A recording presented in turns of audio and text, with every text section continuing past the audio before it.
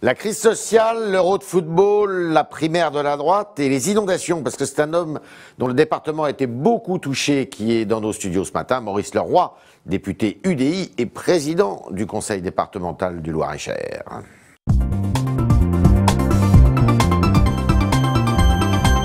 Bonjour Maurice Leroy. Bonjour Yves Tréa. Alors, 2/3 du département touché par les inondations.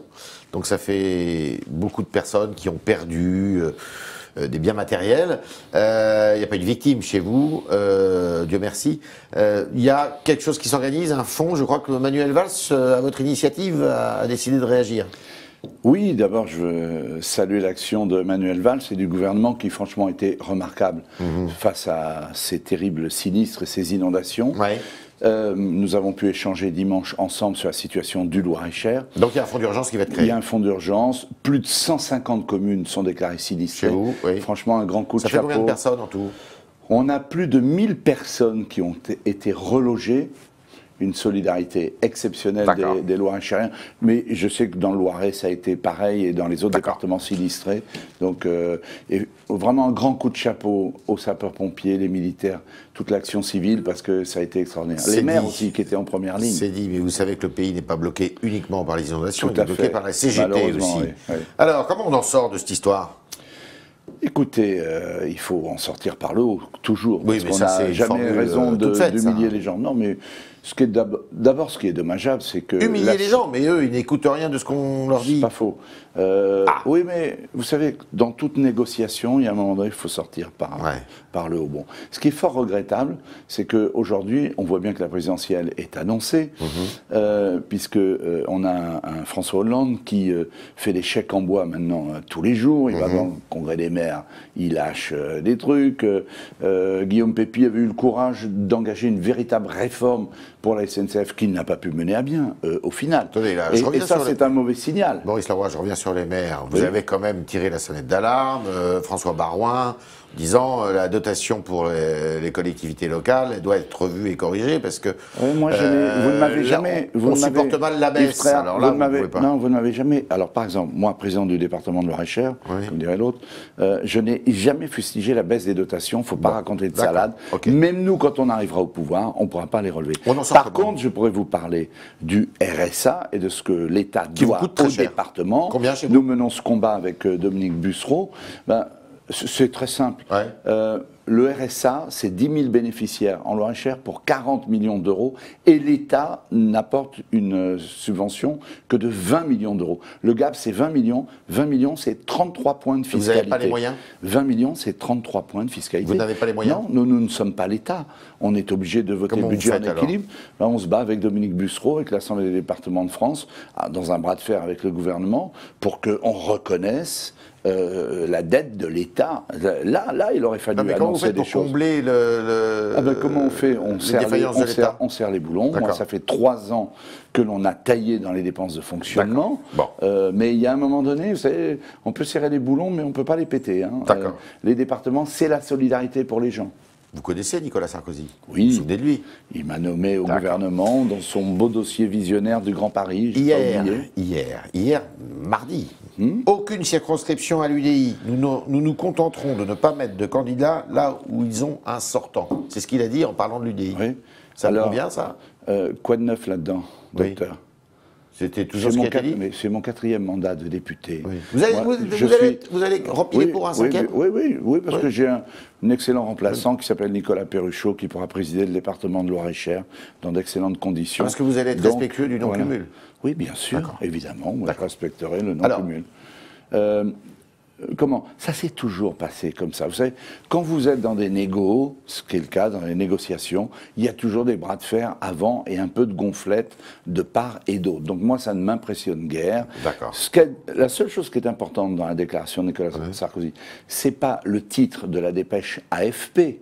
Vous savez ça, vous les journalistes, c'est toujours le titre, accrocheur, et après il faut toujours lire dans l'article.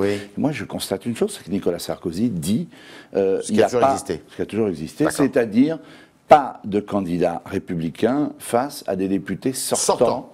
Eh oui, bien sûr, UDI. Et après, mais ça a toujours été comme ça, c'est pas nouveau. C'est la saine émulation. Et vous verrez qu'il y aura des accords. Vous savez pourquoi? Il y a un truc qui va calmer très vite. Vous avez aimé les élections régionales, vous allez adorer les présidentielles. Les législatives vont arriver un mois après la présidentielle. Avec qui? Avec Marine Le Pen au second tour, parce que ça, c'est pas un scoop.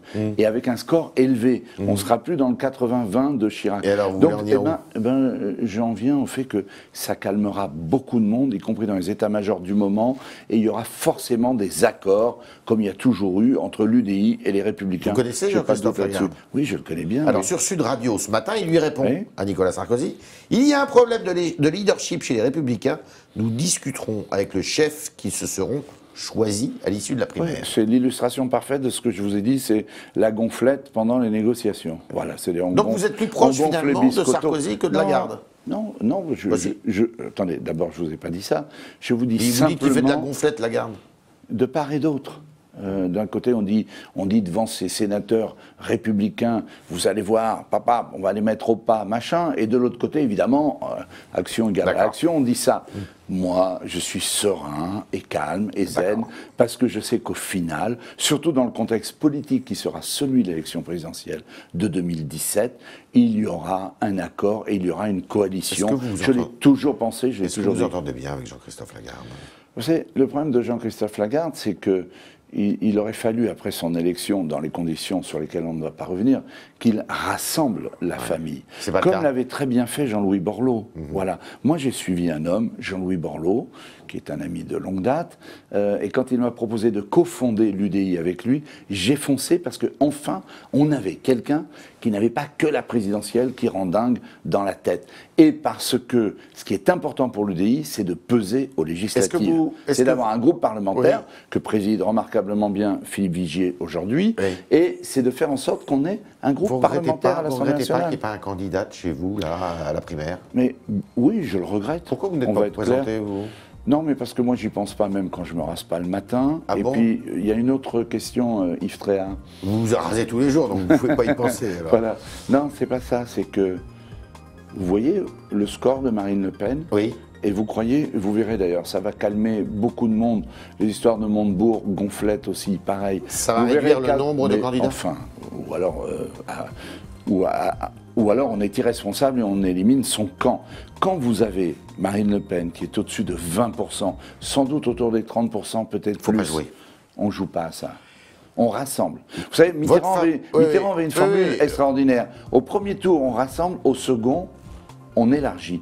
Là, ne sera candidat au second tour, dans le camp républicain, que celui qui aura rassemblé et élargi dès le premier tour. Donc il ne faudra pas de candidat centriste au premier tour de l'élection présidentielle? Mais écoutez, non, ce serait totalement aberrant. Votre candidat? La primaire est faite pour ça, d'ailleurs. Votre candidat? Nicolas Sarkozy? Attendez qu'il se déclare. C'est votre favori? Attendez qu'il se déclare. Écoutez, selon moi, non, le sujet, c'est pas d'être secret de polichinelle.